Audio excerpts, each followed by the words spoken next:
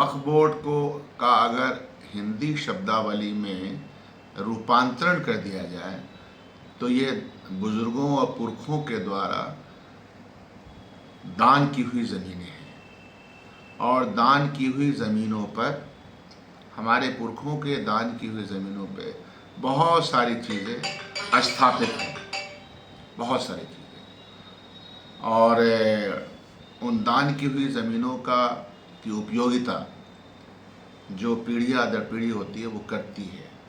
दान करने वाला यह लिख देता है कि हमारे दान की हुई प्रॉपर्टीज़ का आपके कहाँ कहाँ इस्तेमाल करेंगे। भारतीय जनता पार्टी दान के इस स्थिति को कितना समझती है मुझे नहीं मालूम। इस देश में जब फ्रीडम स्ट्रगल लड़ा जा रहा था, बहुत सारी जगहें लोगों ने दान की, स्कूल को, कॉलेज को, विश्वविद्यालयों को, सब दान की हुई ज़मीनें हैं। तो दान की हुई ज़मीनें हमारे पुरखों ने दी और समाज को ये कहा कि यह जो दान की हुई प्रॉपर्टी आपको हम दे रहे हैं तो इसका देख रेख आप ठीक से कीजिएगा। तो ये दान बोर्ड जो है, ये दान बोर्ड जिसको वक्फ बोर्ड कहते हैं, ये दान बोर्ड में से दिक्कत क्या है? दिक्कत ये है कि इस बोर्ड की ज़मीनों का इस्तेमाल करके जो अधिकार है माइनॉरिटी को प्राप्त, कहीं पर स्कूल खोल लेता है, कहीं पर कॉलेज खोल लेता है, कहीं पर उसके जो पुराने दुकानें हैं, मकानें हैं, उनसे कुछ भाड़ा आ जाता है, फिर उस पैसे से गरीब बच्चों का इलाज हो जाता है, उनके फीस दे दी जाती है, स्कूल में दाखिला करवा दिया जाता है। तो यह काम है। इसी तरह से जितने भी दान के आप देखिएगा कि हमारे यहाँ जहाँ का मैं विधायक हूँ, वो 1920 में एक दान किया हुआ गौशाला है, 120 एकड़ का, और उसका एक मैनेजमेंट कमेटी है। हम सब लोग उसमें पैसा देते हैं। मैं पहला विधायक हूँ जो जा कर के गौ माता के लिए वहाँ बड़ा सा काम किया, बिल्डिंग बनाई। तो दान की हुई चीज़ों को भारतीय जनता पार्टी एन के प्रकार हासिल कर लेना चाहती है और एक सेंटिमेंटलाइज करना चाहती है। जैसे ही मैंने दान कहा तो भाषा बदल जाएगी, वक्फ भाषा बदल जाएगी, क्योंकि दिमाग में तो गोबर भरा हुआ है ना, दिमाग में अकल तो परवान चढ़ता नहीं है।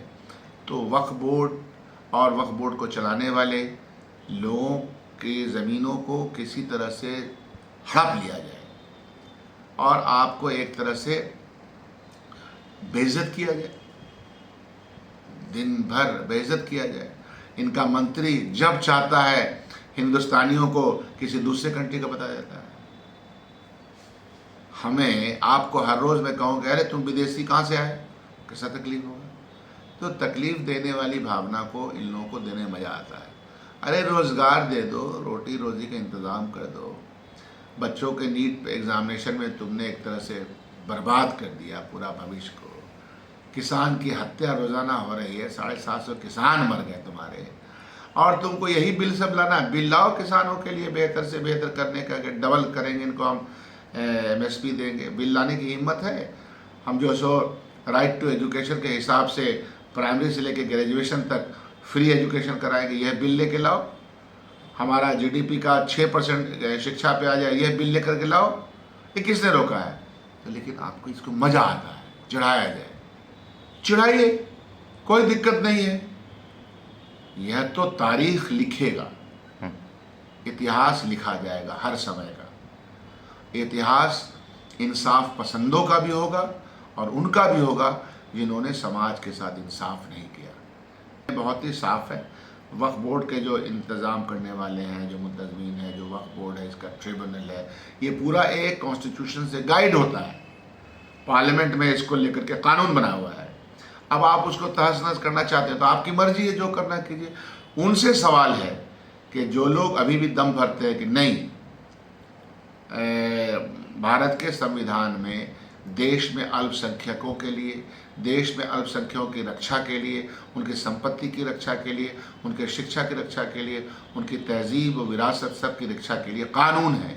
उस कानून की रक्षा संविधान देता है, कोर्ट अदालत देता है। उसकी धज्जियाँ उड़ते हुए वो देख रहे हैं, मौन है सब लोग, जो उसको सपोर्ट करने वाले लोग हैं। जनता दल यू मौन है, रामविलास पासवान की पार्टी मौन है। ये तो वो नाम थे जो दम भरा करते थे। हम पार्टी, तो हम पार्टी का है, सेकुलर पार्टी बोलती, वो सब मौन है इस मामले में। तो मौन रहे, मौन रह करके हक की हार कभी नहीं होगी, हक जीतेगा। विपक्ष जाहिर सी बात है, क्यों नहीं करेगा? जो गलत हो रहा है उसका विरोध करेगा।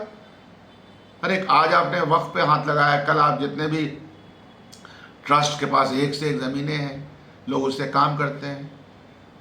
ये सारा जो ट्रस्ट है, वैष्णो देवी ट्रस्ट है, वहाँ बालाजी ट्रस्ट है, सारे ट्रस्ट है, सारी बहुत बहुत ज़मीनें हैं, उसका काम होता है, उससे बहुत सारे हॉस्पिटल हैं, काम किए जाते हैं।